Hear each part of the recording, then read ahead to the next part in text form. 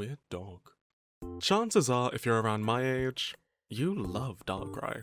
Whether it's because of the film, the design, or the cards, Darkrai has just always been a solid mythical Pokémon. The thing is though, the more of these lore deep dives I do, the more it makes me come to appreciate that not every Pokémon is made equal. So with Darkrai being one of the mythical Pokémon with the most presence in the franchise, I wanted to take a second to look at how they've been used in all sorts of stories, to really get why Game Freak loves this freak so much. They've been an antagonist, a sympathetic anti-hero, or most recently, a victim of circumstance. Once regulated to mystery gifts and being locked behind controversial remakes, Darkrai is readily available to catch in the Mega Dimension DLC alongside a slew of other mythical Pokémon. So, today I'm taking a look at one of Game Freak's favourite little princes and writing a new story for them.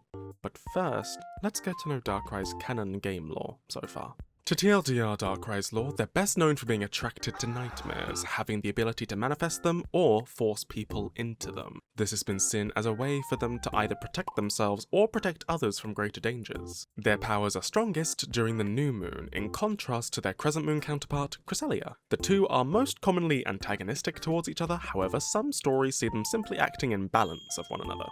While that's all for Darkrai's lore as a species, in Pokemon Legends ZA, Darkrai takes a main character role as we meet one who made their home in Prism Tower. Because of AZ's wacky fun godplay and creating Ange, this Darkrai happened to absorb enough mega energy that they were able to amplify their dream-making abilities to manifest what we call Hyperspace Lumiose.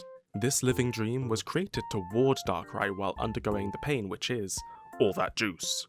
At the peak of their pain, as you fight them, Darkrai finally mega evolves into the horrors and is ready to rest in the little ball in your pocket.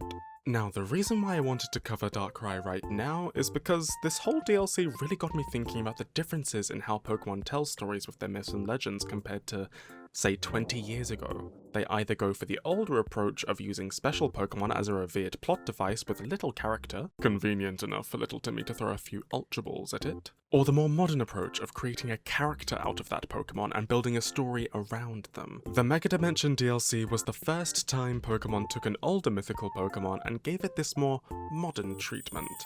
And it's fascinating to analyze from a technical perspective. I know that there are similar comparisons like Arceus, Zygarde, or even Deoxys in the Delta episode, but Arceus didn't really do all that much other than being God, and ditto for Zygarde's walkies with L.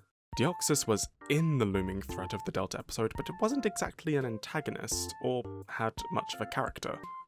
Just space shape.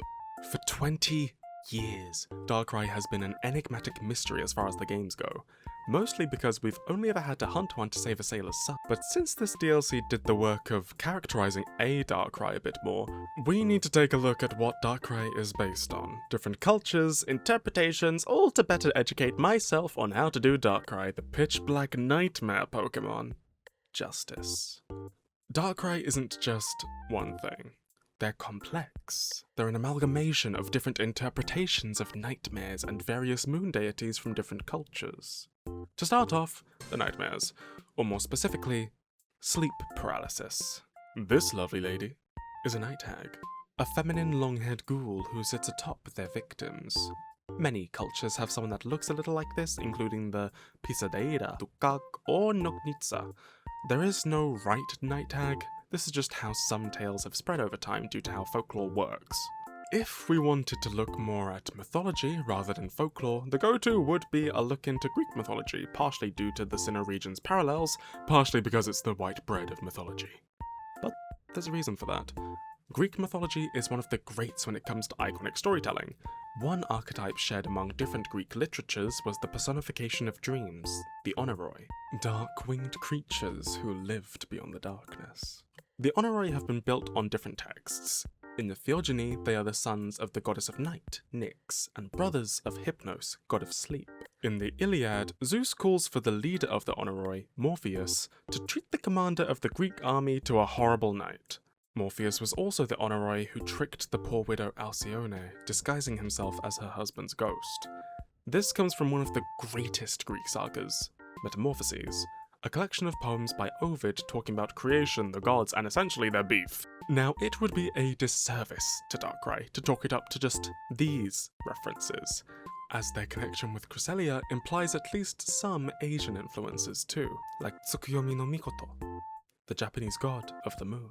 Tsukuyomi is a very mysterious god appearing in the Nihon Shoki, a classic chronicle of Japanese stories spanning different eras of deities. He was born after Amaterasu, goddess of the sun, and was deemed fit to rule the skies alongside her. He betrayed her trust, though, after killing a god of food, Ukemochi, resulting in the sun and moon forever being separated by sky and night. Side note, Cresselia is probably not based on Amaterasu, taking more inspiration from Chang'e, who is known as Joga in Japan. I'm just saying their relationship with Darkrai is similar or open to interpretation, as Chang'e's got this dead husband called Hoyi. It's a whole thing. Now, there is a gaping hole in all of this so far that I haven't spoken on just yet. Mega Darkrai. What we know about them is that Mega Evolution has increased Darkrai's nightmare induction, and now they are able to engulf the sun, plunging the world into darkness. This could be interpreted as an eclipse.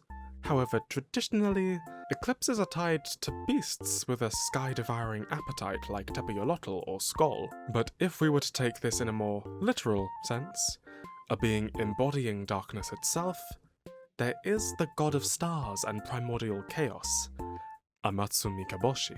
The most we know about Amatsu Mikaboshi is that they were called upon as a tyrannical force during a conquest of the Japanese gods, a being who would not usually submit to their whims. Without there being much more to analyse there, I decided to look into Mega Darkrai's horrific design, and I mean that as a compliment, especially as they might be based on a real-life nightmare. This is the Beholder, a creature you may know from Dungeons & Dragons, and supposedly Terry Kuntz, one of the early designers of the game, told the team about this creature he dreamt up, and Gary Gygax, the lead on design, fleshed it out for when the game hit shelves. The Beholder is one of D&D's most iconic enemies, and while they aren't exactly tied to nightmares or eclipses, their dreams have the power to bring new creatures into existence, including clones of themselves. This is starting to sound a little bit more familiar. A Beholder is a violent, greedy creature, and their mind is split in two halves that don't usually trust each other. So, now I really want to find a way of tying in Darkrai's mythical nightmares with the Beholder's powers, because to me, and the game apparently, this implies Darkrai loses themselves in Mega Evolution. In our Darkrai's case, because of the immense pain of tons of Mega Energy. But what about when Darkrai doesn't have that? What about other Darkrai who lose themselves within their nightmares? I think that's something I want to dive deeper into, especially if we think about Tsukuyomi's absent-minded evil in that one story, Amatsu Mikaboshi's nature, the Honoroi and their trickery, and the haunting night hags. You'll have to let me know if I did them justice, so grab a hot drink, cozy up all nice, and listen to my story about Darkrai, the Night's Eye. Why didn't the light turn off? I'm literally editing the video. I can control that. Why does After Effects always...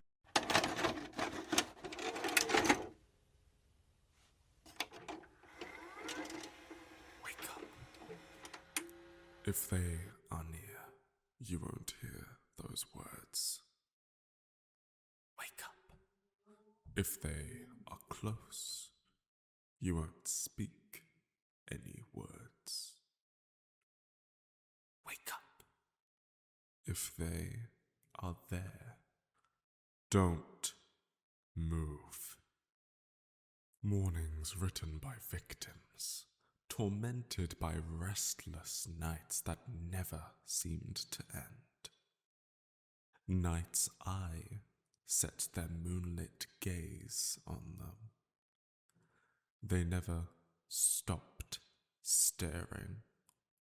Not until the pain of moonlight slipped forevermore. Malice born from betrayal, the moonbird's approval, all they wanted. If only one were to shine in that big black sky, the eye saw the moon as their perfect fit. The moon, long revered, was held up by the people. But one seafaring village had long forsaken that rock. See, it all began when Night's Eye fell from the moonlight. Their body shred like mere rags on the forest's floor. Through the shadows, they began to trickle their way towards the light. This light, an innocent village that bore statues of the moonbird's grace. A pity, truly. This village would become one of the Eye's greatest conquests. To those peons who once upheld the sky's great pearl, the Eye began to trick feeble minds. In their sleep, they would twist and turn, or even stay too still to breathe in their rest. They dreamt of the labyrinth and the shadows that crawled beneath. They lived their mundane lives and felt unease to the lines too blurred in a daze.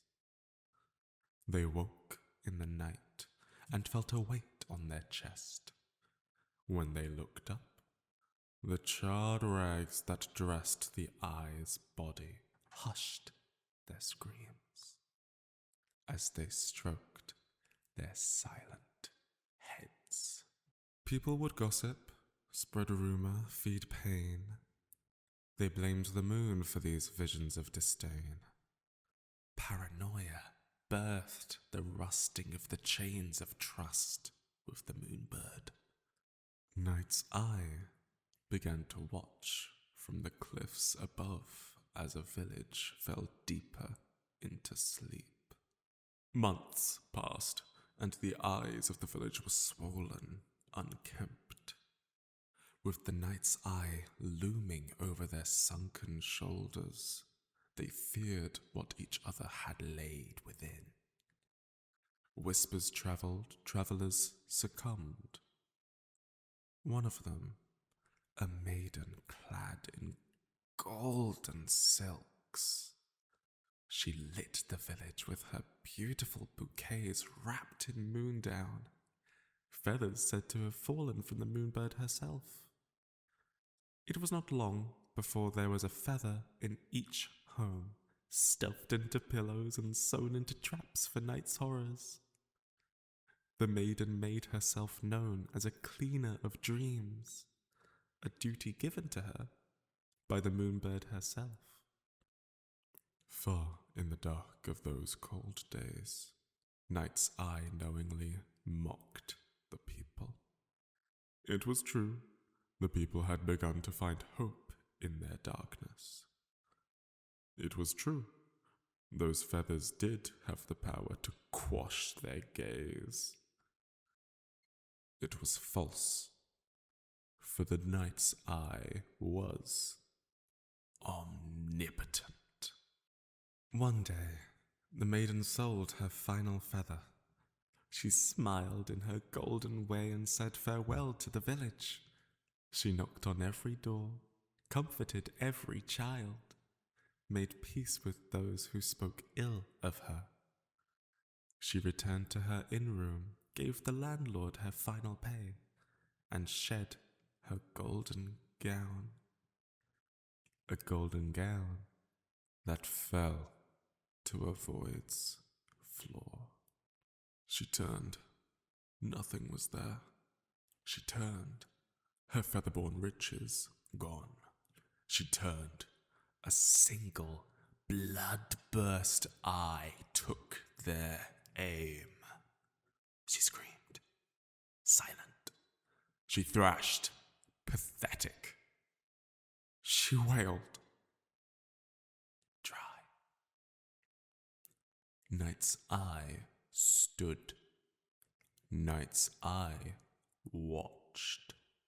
Night's Eye learned. The maiden saw the gold she had just laid crawl away into the black. Wake up, she whimpered. Wake up, she swore. Wake up! She faded into night, black forevermore. In her last breath, the landlord's moon feather was the first to reveal itself. The soft down bathed in the pearly moonlight, now inked a deep, terrible black. From the feather, a tendril grew to take this victim deeper into their sleep. From the feather, that bloodshot eye saw all in this waking dream they reaped. Night's eye is an ever-careful one. They know their weakness. They know their beautiful moonlit eye isn't enough to earn their place on that throne. Their dreams can only last so long. So within their murk, they learned to dress reality from within the mind. As time should pass, the Moonbird's guardians would come, but the watchful eye grew to repel such simple benediction. The dream should hide from deeper light. From atop the cliffs, they stood still in their watch. This village of living victims was theirs to experiment from. In reality, their watchful eye was small in its moonlit horror, as from those rags of billowing steam cloak, the most lucid of the villagers scratched chaos into their bedsides. A single, evil, retracting eye, with a sunken face in its iris. Night's eye was a survivor, pushed off the moon by a virtuous, self-righteous bird. Their dreams are born from their death knell's wake. Being a monster was the only way they knew how to survive that blinding, holy light. Hi, I hope you liked my story. Thank you so much for watching. I really wanted to stretch my horror bones with this one, so hopefully that resonated with you. I'm posting this during the New Year's season, so I just thought I'd say thank you again to all of you for everything this year. You can support the channel on Ko-fi, where you can not only donate, but download my book of this year's stories, Tales Once Lost. As always, I'm just a guy with an internet connection, so I always recommend you doing your own research to find out something that I haven't. Next year, we're going to be doing a lot more, hopefully. There's Birmingham Regionals and the European Championships coming up, so like the video and subscribe to see what I get up to, and maybe, just maybe, we can see each other again. Happy New Year.